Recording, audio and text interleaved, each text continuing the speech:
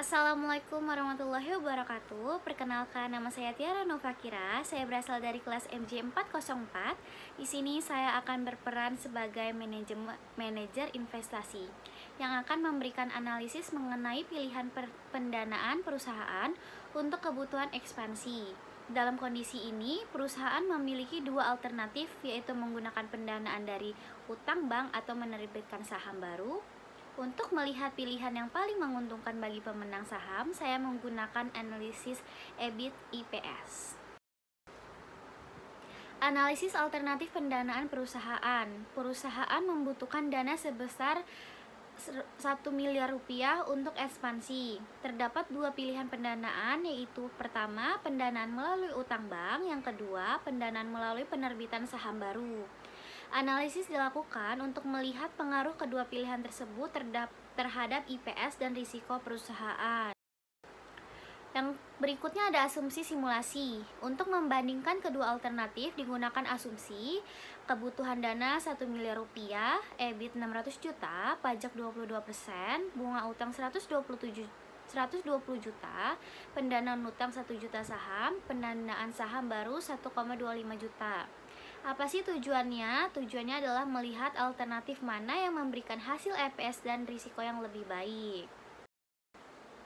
Yang pertama akan kita bahas adalah pendanaan dengan utang. Perhitungannya, EBIT ada 600 juta, bunga 120 juta, dan kita hitung laba sebelum pajaknya. 600 juta dikurang 120 juta sama dengan 480 juta.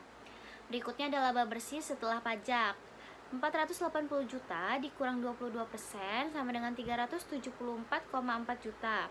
IPS-nya 374,4 juta dibagi 1 juta saham. Hasilnya 374,40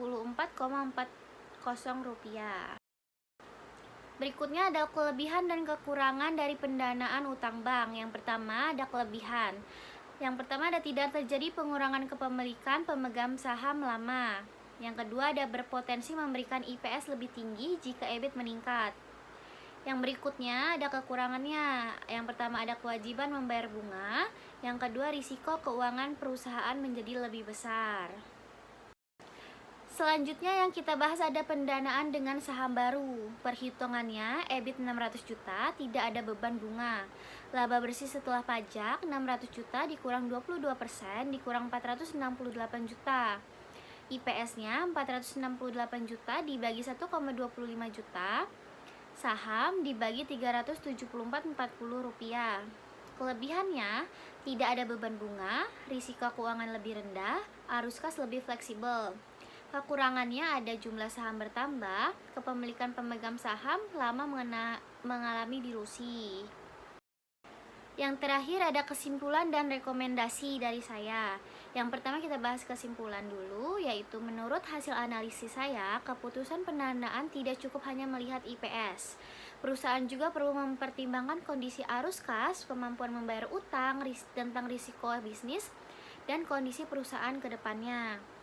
Rekomendasinya, yang pertama ada utang dapat dipilih jika perusahaan memiliki arus kas yang kuat dan yakin laba akan meningkat. Yang kedua, ada saham baru lebih sesuai jika perusahaan ingin menjaga risiko keuangan tetap rendah. Yang terakhir, ada pilihan terbaik adalah pendanaan yang memberikan keseimbangan antara keuntungan pemegang saham dan kesehatan keuangan perusahaan. Nah, demikian penjelasan saya sebagai manajer investasi. Mohon maaf apabila ada kurang. Saya ucapkan wassalamualaikum warahmatullahi wabarakatuh.